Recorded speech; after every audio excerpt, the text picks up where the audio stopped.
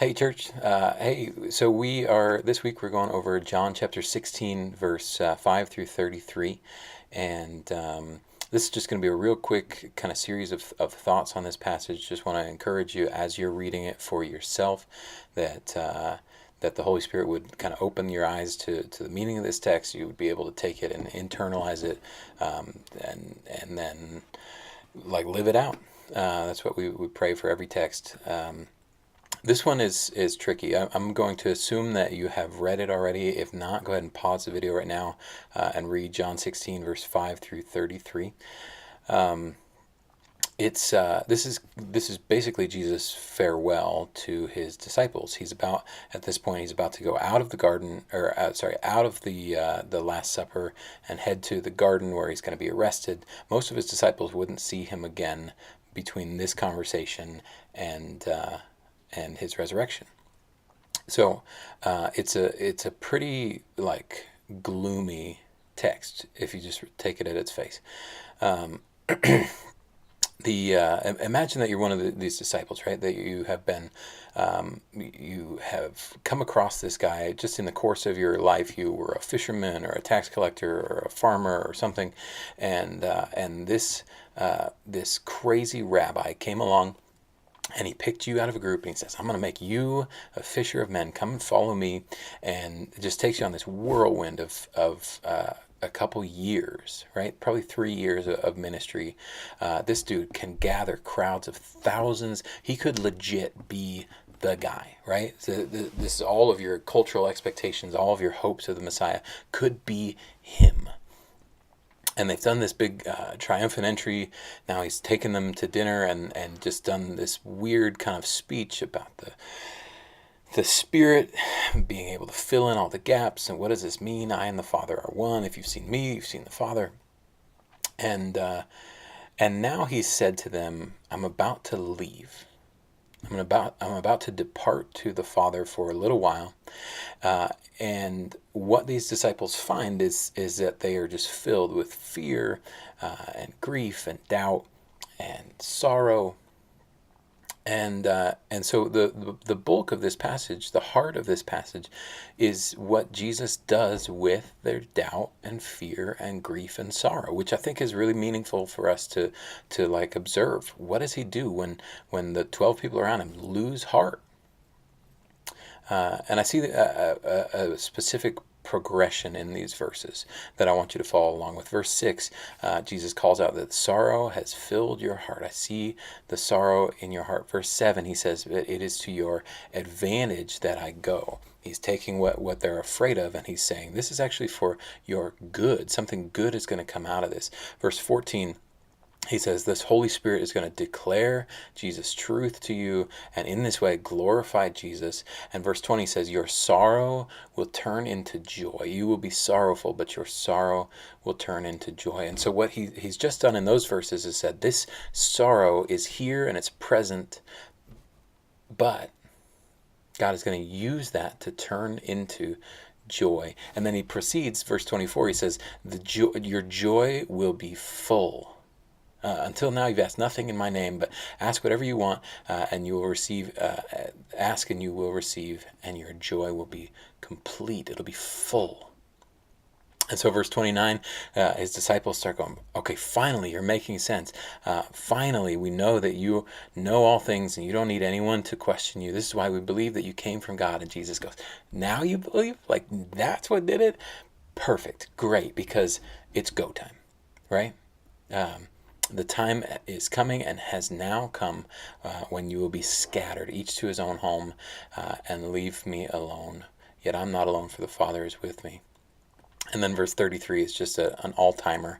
He says, but take heart, I have overcome the world. I have said these things to you, that in me you may have peace, because in the world you will have trouble. But take heart, for I will overcome the world. So what he's just done in the space of these verses is he's gone, sorrow is here. It is real. You're filled with grief and doubt and fear.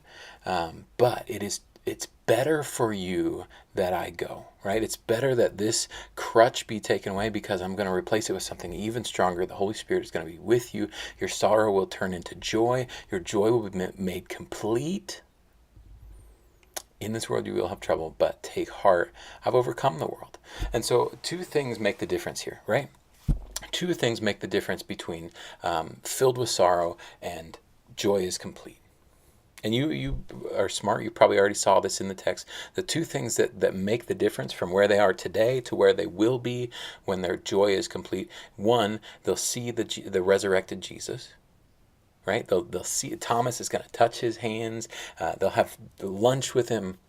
He's going to explain everything. And two, they'll receive the indwelling of the Holy Spirit, and they'll be filled with boldness and power, right? 2 Timothy chapter 1 says that he has not given us a spirit of fear or timidity, but power and love and a sound mind.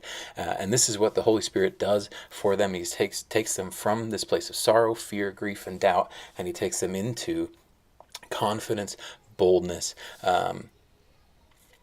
Jesus has revealed over the last couple chapters that the Holy Spirit would have a threefold ministry, right? The Holy Spirit's going to primarily do three things for the disciples.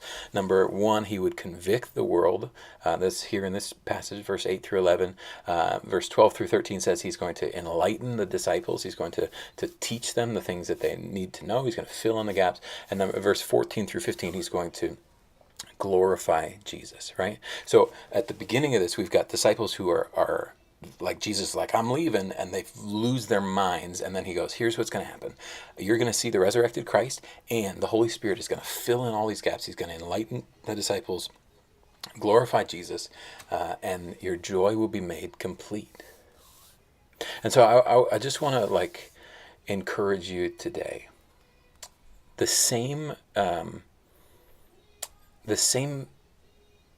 building blocks that the disciples would use to move from sorrow to joy have been given to us, right? The two things that would take them from fearful into bold have been given to believers everywhere.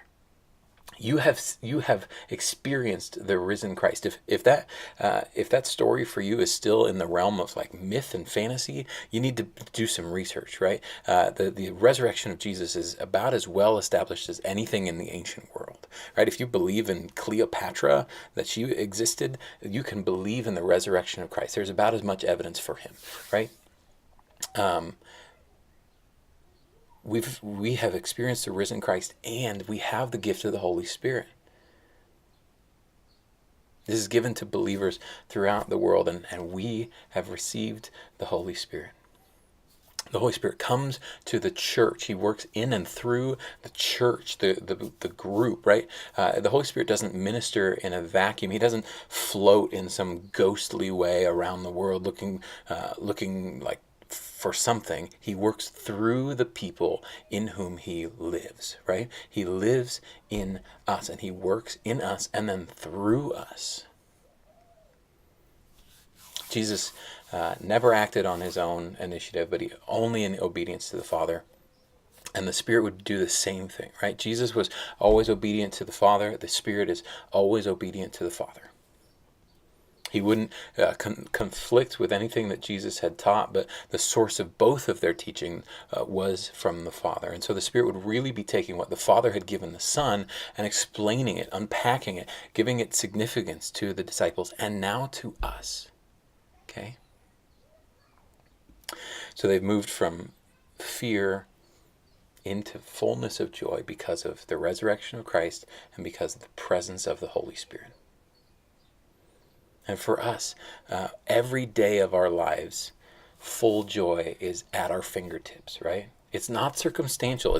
It's not based on your circumstances. It can't fade in and out from Monday, Wednesday, Friday, right? It's not based on circumstances. For the disciples, their circumstances would only ever get worse than they were here. Can you imagine Peter going, man, things were so simple when I was just a fisherman. And now he's been swept up into this thing, and people threatening his lives, and it would only get worse. Everywhere that he went, he was either welcomed or hated. There was never, he wasn't, he couldn't live a normal life anymore from that point. He would get crucified upside down because he refused to recant his testimony about Christ. Their circumstances would only ever get worse. But because of the resurrection and because of the Holy Spirit, their joy was still full. And so to you, Christian, your circumstances don't determine your joy. The presence of the Holy Spirit in your life, that's the source of your joy. Because Jesus has already won in the resurrection, because the victory has already been accomplished, and because we have the Holy Spirit, joy is part of our inheritance. I know, I live in the real world enough to know that sorrow, fear, grief, and doubt are constant companions for most of us. That's part of our human nature. But I also know that Christ came to give life and to give it to the fullest. And part of that life is that our sorrow, fear, grief, and doubt gets replaced with joy and peace, because we know the one who gives us peace, right? Each one of you will be scattered. The world will hate you because you're the disciples. But he says, I've said these things to you so that in me you may have peace. In the world you'll have trouble, but take heart, for I have overcome the world. And we live in that every single day. The world has been overcome. The victory has been won on the cross, and now the Holy Spirit leads us as we're part of a new kingdom that's rebuilding the world from the bottom up.